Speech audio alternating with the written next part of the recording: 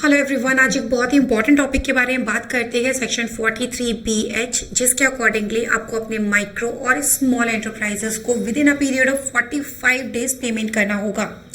और अगर आप ऐसा नहीं करते हैं तो आपकी परचेजेस को आपकी इनकम कंसीडर करके उसके ऊपर अप टू 30% का टैक्स लगा दिया जाएगा। साथ ही उस पर इंटरेस्ट और पेनल्टी तो आपको पे करनी ही पड़ेगी। तो चलिए देख लेते हैं सेक्शन 43BH कहता क्या है। ये एप्लीकेबल होता है माइक्रो एंड स्मॉल एंटरप्राइजेस पे, मतलब इसमें मीडियम एंटरप्राइजेस को एक्सक्लूड कर दिया गया है। बट अब ये बात आती है कि माइक्रो और स्मॉल एंटरप्राइजेस कौन से होते हैं। तो देखिए, माइक्रो एंटरप्राइजेस वो एंटरप्राइजेस होते हैं जिनका टर्नओवर 5 करोड़ से कम है और जिनकी प्लांट एंड मशीनरी में इन्वेस्टमेंट 1 CR से कम है। वहीं अगर हम बात करते हैं स्मॉल एंटरप्राइजेस की, तो जिनमें टर्नओवर 50 करोड़ से कम और प्लांट एंड मशीनरी में 10 करोड़ से कम का इन्वेस्टमेंट होता है, उन्हें ट्रीट किया जाता है एज एन स्मॉल एंटरप्राइजेस। यहाँ पे मीडियम एंटरप्राइजेस को 43BH में इंक्लूड नहीं किया गया है। इस वीडियो के लास्ट तक जरूर बने रहिएगा, क्योंकि इस वीडियो के लास्ट में हम एक बार डिस्कस कर लेंगे कि कैसे उद्यम पोर्टल पे जाकर आप चेक कर सकते हैं कि आपका सप्लायर एक माइक्रो एंटरप्राइजेस है, स्मॉल एंटरप्राइजेस है या फिर एक मीडियम एंटरप्राइजेस है। अब बात करते हैं कि MSME में कौन कौन रजिस्ट्रेशन करा सकता है। तो देखिए, मैन्युफैक्चरर MSME में रजिस्टर हो सकते हैं, सर्विस प्रोवाइडर भी MSME में रजिस्टर हो सकते हैं और 43BH इन दोनों पर ही एप्लीकेबल होता है। बट क्या ट्रेडर भी MSME में रजिस्ट्रेशन ले सकते हैं? So the answer is yes, वो उद्यम रजिस्ट्रेशन ले सकते हैं। बट क्या सेक्शन 43BH उनके ऊपर एप्लीकेबल? ट्रेडर्स को जो फायदा मिलता है MSME में रजिस्ट्रेशन का, वो प्रायर सेक्टर लैंडिंग का मिलता है। 43BH का बेनिफिट उन लोगों को नहीं मिलेगा। तो जब हम बात करते हैं 45 के लिमिट की, तो क्या ये हमेशा एप्लीकेबल होता है? तो हाँ, अगर आपका आपके सप्लायर्स के साथ में एक एग्रीमेंट है, तब तो टाइम लिमिट होगी 45 डेज। इवन अगर वो एग्रीमेंट 90 डेज का भी है, तब भी आपके ऊपर 45 डेज की ही लिमिट एप्लीकेबल होगी। बट अगर यहाँ पे एग्रीमेंट ही नहीं है, आप बिना किसी एग्रीमेंट के काम कर रहे हैं, तो उस कंडीशन में आपके ऊपर एप्लीकेबिलिटी होगी 15 डेज की, मतलब आपको 15 दिन के अंदर अंदर ही अपने सप्लायर को पेमेंट करना। सो अब सबसे इंपॉर्टेंट बात आती है कि इस चीज में हमें क्या एक्शन लेना है। तो सबसे पहले तो आपने लिस्ट ऑफ सप्लायर निकाली है, उसमें देखिए कौन कौन MSME में रजिस्टर्ड है और कौन से माइक्रो और स्मॉल एंटरप्राइजेस में फॉल हो रहे हैं।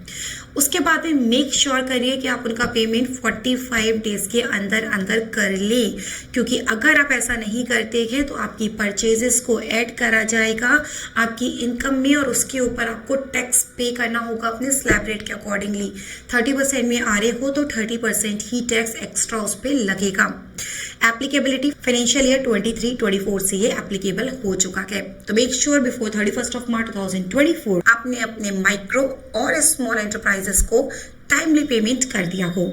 एक छोटे से एग्जाम्पल से अगर आप यहाँ पे समझते हैं, आपने अगर परचेज करी हुई है 1 फरवरी 2024 को, तो 45 डेज के अकॉर्डिंगली आपकी ड्यू डेट होती है 17 मार्च। आपने पेमेंट किया 28 मार्च को, 45 डेज के बाद में किया है। तो किस ईयर में आपको आपके परचेजेस अलाउड होंगे? 23-24 में, क्योंकि यहाँ पे आपके परचेजेस को अलाउड किया जाएगा ऑन द पेमेंट बेसिस। जिस फाइनेंशियल ईयर में आपने पेमेंट किया है वहां पर आपको अलाउड कर दिया जाएगा। तो ठीक है, आपको आपके परचेजेस तो अलाउ हो जाएंगे इस फाइनेंशियल ईयर में, बट एक्स्ट्रा इंटरेस्ट आपको पे करना होगा अपने सप्लायर को for the delayed payment. Second case में अगर आपने 1 फरवरी को परचेज किया है, 17 मार्च इज ड्यू डेट, और पेमेंट किया है 15 मई 2024, मतलब नेक्स्ट फाइनेंशियल ईयर में, तो अलाउड भी आपको नेक्स्ट फाइनेंशियल ईयर में ही होगा। 23-24 में आपको इस चीज़ का अलाउंस नहीं मिलेगा, यहाँ पे आपकी परचेजेस डिसअलाउ कर दी जाएंगी। थर्ड हम बात करते हैं 24 फरवरी 2024 की, जहाँ पे ड्यू डेट है 9 अप्रैल, पेमेंट हो गया ड्यू डेट से पहले ही, तो कब अलाउ होगा? 23-24 को। बट ऐसा क्यों?